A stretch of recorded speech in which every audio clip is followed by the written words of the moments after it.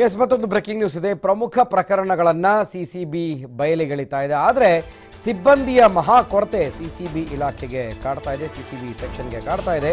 ಬೆಂಗಳೂರಿನ crime branch ಕಚೇರಿಯಲ್ಲಿ ಇರೋದು ಕೇವಲ 87 ಮಂದಿ ಮಾತ್ರ ಸಿಬ್ಬಂದಿಗಳಿದ್ದಾರಂತೆ. ಸೊ ಇನ್ಯಾವ ರೀತಿ ಪ್ರಮುಖ ಪ್ರಕರಣಗಳನ್ನು ಬಯಲಿಗೆಳೆಯೋದಕ್ಕೆ ಸಾಧ್ಯ ಆಗುತ್ತೆ ಇನ್ನು ಮುಂದೆ ಅನ್ನೋದು ಕೂಡ ಇಲ್ಲಿ ಸಿಬ್ಬಂದಿ ಕೊರತೆ ಎದ್ದು ಕಾಣ್ತಾ ಇದೆ. 22 ಇನ್ಸ್ಪೆಕ್ಟರ್ಗಳು, 6 ಸಬ್ ಇನ್ಸ್ಪೆಕ್ಟರ್ಗಳು ಮತ್ತು 13 ASIಗಳಿದ್ದಾರೆ. ಅದರ ಜೊತೆಗೆ 30 ಜನ ಹೆಡ್ ಕಾನ್ಸ್ಟೇಬಲ್ಗಳು ಮತ್ತು 10 ಜನ ಕಾನ್ಸ್ಟೇಬಲ್ಗಳಿದ್ದಾರೆ. ಇನ್ಸ್ಪೆಕ್ಟರ್ಗಳಿಗೆ ಸ್ವತಃ ಚಾಲಕರು ಇಲ್ಲ. ಹಾಗೆ ವಾಹನ ಚಾಲನೆಯನ್ನು ಹೇಗೆ ಮಾಡ್ತಾ ಇದ್ದಾರೆ ಗೊತ್ತಿಲ್ಲ. ಸ್ವತಃ ಇನ್ಸ್ಪೆಕ್ಟರ್ ಅಂದರೆ ಚಾಲನಾ ತರಬೇತಿ ಇದ್ದವರು, ಅದರ ಬಗ್ಗೆ ಗೊತ್ತಿದ್ದವರು ಅವರೇ ವಾಹನಗಳನ್ನು ಓಡಿಸ್ಕೊಂಡು ಹೋಗ್ತಾ ಇದ್ದಾರಂತೆ. ಇನ್ಸ್ಪೆಕ್ಟರ್ಗಳೇನೆ ಕಂಪ್ಯೂಟರ್ ಮುಂದೆ ಕೂತು ಟೈಪ್ ಮಾಡುವಂತಹ ಪರಿಸ್ಥಿತಿ ಸಿಸಿಬಿನಲ್ಲಿ ಇದೆಯಂತೆ. ಸೊ ಎಂತಹ ದುರ್ಗತಿ ಬಂದಿದೆ ಸಿಸಿಬಿ ಸೆಕ್ಷನ್ಗೆ ಅನ್ನುವಂಥದ್ದನ್ನು ನೋಡ್ತಾ ಇದ್ದೀರಿ. ಗೃಹ ಇಲಾಖೆ ಏನು ಮಾಡ್ತಾ ಇದೆ, ಸಿಸಿಬಿ ಬಲವರ್ಧನೆಗೆ ಸರ್ಕಾರ ಏನೆಲ್ಲ ಕ್ರಮಗಳನ್ನು ತೆಗೆದುಕೊಳ್ತೀವಿ ಅಂತ ಆರಂಭದಲ್ಲಿ ಹೇಳಿತು. ಆದರೆ ಇದುವರೆಗೂ ಕೂಡ ಆ ಕೆಲಸ ಆಗೇ ಇಲ್ಲ. ಇಂತಹ ಪ್ರೆಷರ್ನಲ್ಲಿ ಪೊಲೀಸ್ ಇಲಾಖೆ ಅಧಿಕಾರಿಗಳು ಕೆಲಸವನ್ನು ನಿರ್ವಹಿಸ್ತಾ ಇದ್ದಾರೆ. ಸಿಸಿಬಿ ಪೊಲೀಸರ ಇಂತಹ ಒಂದು ದುರ್ಗತಿಯನ್ನು ಸರ್ಕಾರ ಯಾಕೆ ಇನ್ನೂ ಗಮನಿಸಿಲ್ಲ? ಅದರ ಬಗ್ಗೆ ಸಿಬ್ಬಂದಿಯ ಕೊರತೆ ಇದ್ದರೂ ಕೂಡ ಎಷ್ಟೇ ಬಾರಿ ಸರ್ಕಾರಕ್ಕೆ ಮನವಿ ಮಾಡಿಕೊಂಡ್ರೂ ಕೂಡ ಅದರ ಬಗ್ಗೆ ನಿವಾರಣೆ ಮಾಡೋದಕ್ಕೆ ಸಾಧ್ಯ ಆಗಿಲ್ಲ.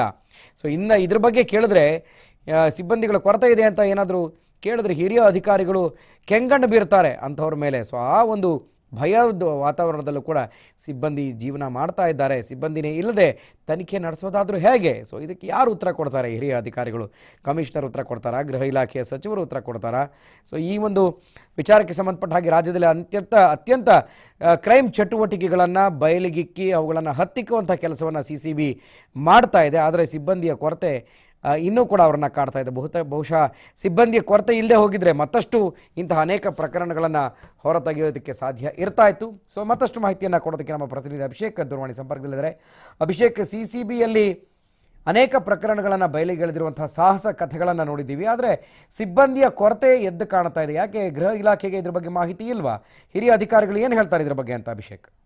ಖಂಡಿತ ಪ್ರಮುಖ ಪ್ರಕರಣಗಳು ಸಿಸಿಬಿಯಿಂದಲೇ ಬಯಲಿಗೆ ಬಂದಿರುವಂತದ್ದು. ಆ ಪ್ರಮುಖ ಪ್ರಕರಣಗಳು ಅಲ್ಲದೆ ಅವರಿಗೆ ಬೇಕಾದಂತಹ ಅಂದ್ರೆ ರೈಡ್ ಮಾಡೋದಾಗಿರ್ಬಹುದು, ಮತ್ತೆ ಕೆಲವೊಂದು SIT ಮೇಲೆ ಒಂದು ರೈಡ್ ಮಾಡುವಂತ ಆಗಿರ್ಬಹುದು, ಅಡ್ಡೆಗಳ ಮೇಲೆ ಒಂದು ರೈಡ್ ಮಾಡುವ ಆ ಕೆಲಸವನ್ನು ಕೂಡ ಅದೇ ಅಧಿಕಾರಿಗಳು ಮಾಡ್ಬೇಕಾಗುತ್ತೆ. ಮತ್ತೆ ಏನು ಹೊಸದಾಗಿ ಅಂದ್ರೆ ಹೊಸ ಪ್ರಕರಣಗಳು ಅಂದ್ರೆ ಪ್ರಮುಖ ಪ್ರಕರಣಗಳು ಏನ್ ಬೆಳಕಿಗೆ ಬಂದಿದೆ ಅದನ್ನು ಕೂಡ ಒಂದೇ ವಿಂಗ್ ಒಂದು ಕಾರ್ಯವನ್ನು ನಿರ್ವಹಿಸಬೇಕಾಗುತ್ತೆ. FNM ಆಗಿರ್ಬಹುದು ಮತ್ತೆ ಆರ್ಗನೈಸ್ಡ್ ಕ್ರೈಮ್ ವಿಂಗ್ ಏನಿದೆ ಆ ಒಂದು ವಿಂಗ್ಗಳೇ ಈ ರೀತಿಯಾಗಿ ಒಂದು ಅಡ್ಜಸ್ಟ್ಮೆಂಟ್ ನಲ್ಲಿ ಮಾಡ್ಕೋತಾ ಇರುವಂತದ್ದು. ಅಂದ್ರೆ ಪ್ರಕರಣವನ್ನ ತಮ್ಮಲ್ಲಿ ಒಂದು ಹಂಚಿಕೊಳ್ತಾ ಇರುವಂತದ್ದು. ಆದ್ರೆ ಸಾಕಷ್ಟು ಸಿಬ್ಬಂದಿಗಳು ಈ ಒಂದು ಸ್ಥಿತಿಗೆ ಬೇಕಾಗಿದೆ. ಆದ್ರೆ ಸಿಬ್ಬಂದಿಗಳ ಕೊರತೆಯಿಂದಾಗಿ ಇನ್ನುಳಿದಂತಹ ಅಂದ್ರೆ ಪ್ರಮುಖವಾಗಿ ಯಾವ್ದು ಈಗಾಗಲೇ ಆಂಬಿಡೆಂಟ್ ಇರಬಹುದು, ಜನಾರ್ದನ್ ರೆಡ್ಡಿ ಪ್ರಕರಣ ಇರಬಹುದು, ಮತ್ತೆ ಒಂದೊಂದಷ್ಟೇ ಏನು ಪ್ರಕರಣಗಳು ಬಯಲಿಗೆ ಬಂದಿದೆ ಆ ಪ್ರಕರಣಗಳಿಗೆ ಕಾನ್ಸಂಟ್ರೇಟ್ ಅನ್ನ ಮಾಡೋದಕ್ಕೆ ಸಿಸಿಬಿಗೆ ಆಗ್ತಾ ಇರುವಂತದ್ದು. ಹೀಗಾಗಿ ಸಾಕಷ್ಟು ದೂರುಗಳು ಕೂಡ ಬರ್ತಾ ಇದೆ. ಅಂದ್ರೆ ಹೊರಗಡೆಯಿಂದ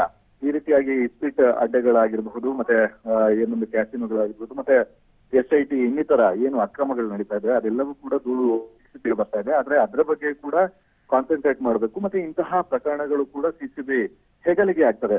ಏನಾದ್ರೂ ಒಂದು ನಗರದ ಒಂದು ಪೊಲೀಸ್ ಠಾಣೆಯಲ್ಲಿ ಯಾವ್ದಾದ್ರು ಪ್ರಕರಣಗಳು ಸಾಲ್ವ್ ಆಗದೆ ಇದ್ರೆ ಆ ಕೇಸನ್ನು ಕೂಡ ಸಿಸಿಬಿ ಆಗ್ತದೆ. ಹೀಗಾಗಿ ಸಾಕಷ್ಟು ಸಿಬ್ಬಂದಿಗಳ ಕೊರತೆ ಹಿನ್ನೆಲೆಯಲ್ಲಿ ಸಿಸಿಬಿ ಕೊರಗಿದೆ ಅಂತಾನೆ ಹೇಳ್ಬೋದು. ಓಕೆ, ಥ್ಯಾಂಕ್ ಯು ಅಭಿಷೇಕ್ ಮಾಹಿತಿ.